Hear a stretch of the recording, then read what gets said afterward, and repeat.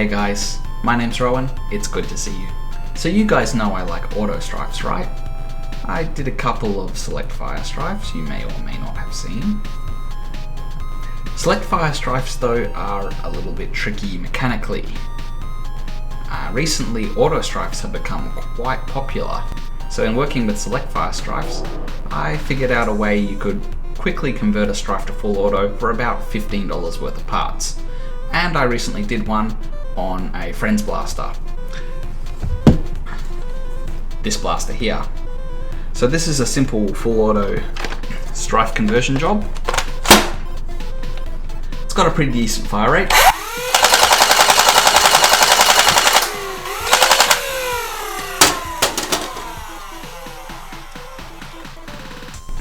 Jeez, one of them nearly came flying back in my face there. Anyway, AutoStrifes, they're pretty awesome, aren't they? In this video, I'm going to show you how to make your very own AutoStryfe for about $15 worth of parts. I'll take you through the steps you need to do, I'll give you the circuit diagrams. Well, let's get on to it, shall we? So this is the strife I'm going to be using for this mod guide. Now, I want to stress, this is not mine. This belongs to a friend of mine. The all black paint job, not really my taste. I just put out the word for volunteers who would like their strife converted to full auto, and my friend put his hand up. Oh, me. Okay, sure, I'll just go pick up your blaster. And then he hands me this. And I had to carry this through a train station, through the city streets to get to my car. Needless to say, I asked for a tea towel to cover it up, so I was kind of sweating it a bit there, walking through the streets with this freaking thing under a tea towel, walking through a train station. A bit too much excitement for me. Let's not do that again. So now I have this strife open. Now you might notice it's got a few things going on. He's put new flywheels in, he's redone the switch, he's got a voltmeter, he's done a few things. So we're going to take out the actuator arm. I think that's just going. We'll take the pusher arm. So cut this piece off, attach the rack. We're going to take the gearbox. We're going to place that in here like this. Put the pinion on. We'll get that all linked up. Okay, I'm just going to make a brief note about the Lego parts that are used in this modification. So, the rack and the pinion. The pinion, this piece number is 32269. The rack, this piece number is 3743. So those are the Lego part numbers. If you go onto any brick buying website, you can run those numbers and you can find these pieces. Okay, I've also prepared the gearbox now. Let me bring that closer to the camera for you. As you can see, I've taken off this shaft here. This is going to be our pinion shaft. Focus. Now, a note about the gearbox. I managed to find an eBay link for these $2 each, $2 Australian. So I believe that's the cheapest you can get them. At J-Cars I found a pack with one of them in for $10 Australian and a big wheel. That's just for your robotics kits. That's not a good deal. But $2 off eBay, free shipping, that's a pretty good deal. Even comes with a motor for that. I don't know how good this motor is, to be honest. Now to prepare the pinion. So what we're going to do with this piece here is we're going to drill out this hole in the middle with a 5mm drill bit. We're also going to take off half of the teeth. So the middle has to be drilled out with a 5mm drill bit. Try and do it nice and neat. Due to the type of plastic Lego uses, it's somewhat pliable, so you can really just force it on there. Now there's a couple of choices you can make here, whether or not you want to run off a 2S LiPo or a 3S LiPo. So for the 2S LiPo, I'm pretty sure that this motor here will do fine. It's meant to run about 6 volts. I should really do some testing on that. If you want to run on a 3S, I recommend getting something like this MTB Rhino, and that can also just go in there. So you'll notice that the Rhino has a longer shaft than the stock motor. So you're going to want to take a Dremel and just chop the little bit of extra metal off the top of that shaft, because the Rhino shaft is just that little bit too long. If you choose to run off stock voltage, off the stock battery tray for example, then this motor should be fine. stock voltage is like 4 volts. No, damn it. Stock voltage is 6 volts. This is a 6 volt motor. This should be fine. So I've taken the Lego piece and I've used a bit of blue tack adhesive, yellow colored blue tack adhesive for some reason. Just temporarily stick it onto the side of the pusher like this. This is just a way of getting a feel for the spacing of the parts. So as you can see like this, it's actually offset to the side. The reason for that is, with Gearbox raised up like this rather than being sunk in, the rack needs to be offset in order to engage with the pinion properly. So just for now, we're using blue tack to hold it in place so we can get the right positioning before we use a harder material. So this is just being held in place again with blue tack, actually blue colored type this time. I got a whole bunch of colored blue tack from the store because they were out of regular blue tack. Feel free to take advantage of the blue tack's pliability by just being able to wiggle parts around there. Do you see this part here? This is a good little marker for where to put the gearbox. So these are the blocking parts. This little boss, this little wall. Just push the gearbox up against those. Should be fine. I used Plastamake, of course, and the great thing about Plastamake, when it's warm you can just drive the screw in, and then when it cools you've got a nice little screw boss there, so that makes my gearbox removable here.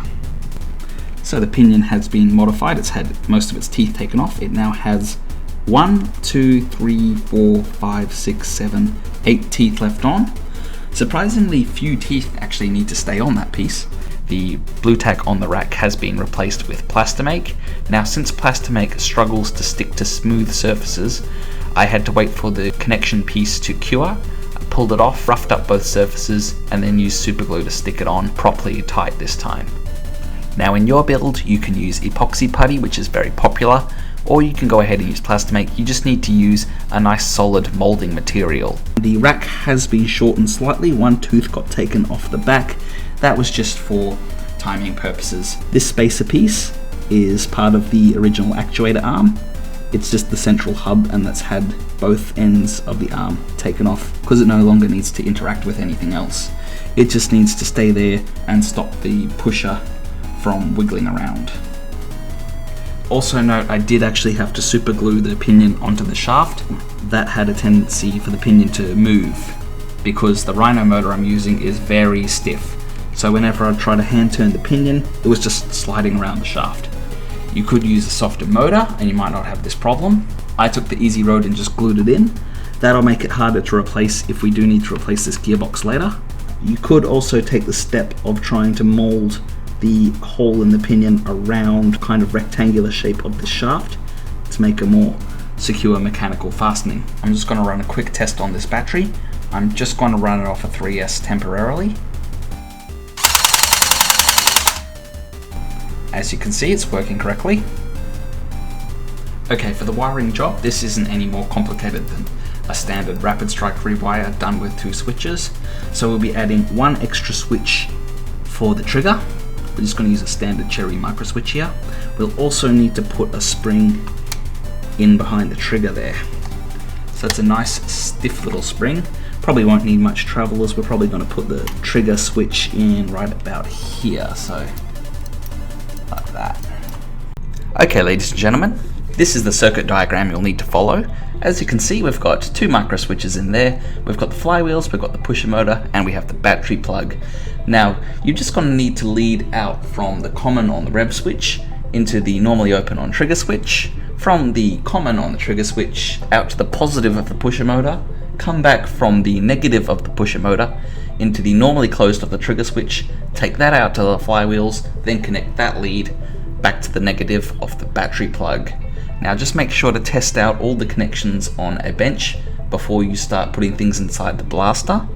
It's much easier to do it that way, so you can get the polarity sorted out, you can get everything sorted out before you stick it in the blaster, before you make the soldering, before you glue in the switches, and that way you can avoid any messy mistakes. Now this next image was requested in the comments of one of my previous videos. This is actually the circuit diagram for the SFS. If you want to build your own SFS, this is the electrical circuit to follow. This was actually done for me by Dean from Blastertech, so thanks to him. It's a fair bit more complex. It's actually just a Strife circuit with a Rapid Strike circuit spliced into it. So that's the one you'll want to follow if you want to build an SFS. Okay, let's go over the wires a little bit more. Haha, I didn't do this hot glue job. This was already in place when I got it. As same goes with the big gold chunky microswitch here, but I did add an extra lead onto the normally open. So we'll come up through here. Here's where the microswitch has been installed for the trigger. There's where the connections have all been soldered up. Again, consult the wiring diagram for that. Little holes made in the plastic ribbing there to allow the wire to pass through. This little small wire is actually connected to a voltmeter. You can put a voltmeter in yours, but honestly the voltmeter had nothing to do with me, so I'm just going to ignore that. Now, my friend has installed some kind of interesting aftermarket blue flywheels. I'm not sure what they are, and I'm not sure of the motors he's running in here.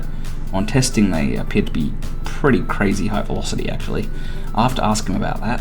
One last little job we need to do is we need to take the pusher and we need to shave down little wings on the side of the pusher head here, because we don't have auto pusher retraction because we're only using a 2-switch system.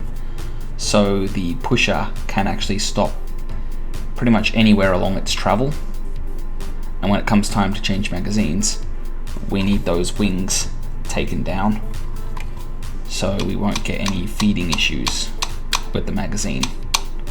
Now you can kind of see here the pusher head has had a little haircut, much thinner, and now it slips in between those feed lips nice and easy. Okay, let's have a look at some firing. Let's see if we can single fire this.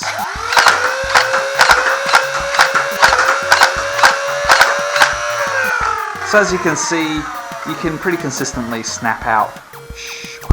You can pretty consistently snap out 1 or 2 shots. Let's see how fast it empties a drum.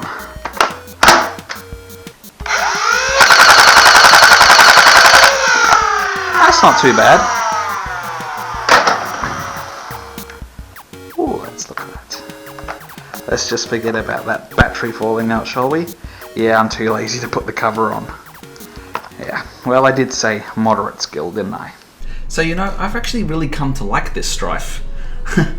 I mean, it's kind of cobbled together in a way I wouldn't do because I like my stuff nice and clean, but in working with this blaster, it's actually got a lot of character for all the roughness about it.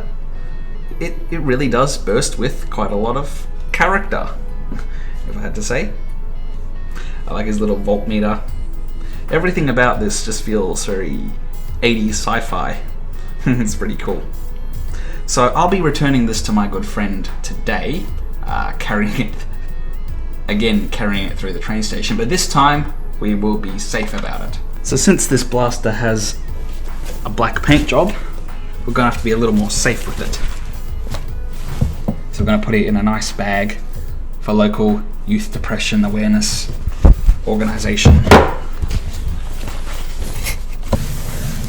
There we go, and it's all safely concealed under there. No run-ins with the police for me. I like how he also got the CTR stock. I actually bought the same one of these. You can get them from Dean at Blastertech if you're in Australia, because if you're in Australia you can't import them anymore. Customs will seize them. Whatever. But I gotta say, I really like this blaster. You see, what he's done is he actually had one of those vector kits, the 3D printed ones. He broke the bottom part, so he's just got the front pieces on, but the magwell guard is off now. He put that on his Rapid Strike actually, I think just to annoy people.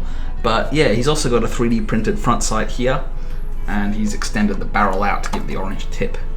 Now I do want to apologize for not taking you step by step through the soldering guide. I'm working around pre-existing soldering, so everybody's build is going to be a little bit different. But at the end of the day, if you want a high performance full auto Strife, I expect you to be able to do a motor replacement and a rewire. I expect you to be able to solder, and I expect you to follow a circuit diagram. At the end of the day, you guys are modders, you're not production line robots, so I respect you too much, is what I'm trying to say. The firing rate there is about 9 or 10 darts per second. You could probably push it higher, and I expect all you clever Trevors out there to experiment around with batteries and motors, combinations like that, and let me know what you get the fire rate up to, because I'm excited to see what you guys build. So I'm really excited to see all the different AutoStryfe builds we're going to be seeing soon. So guys, my name's been Rowan, and until next time,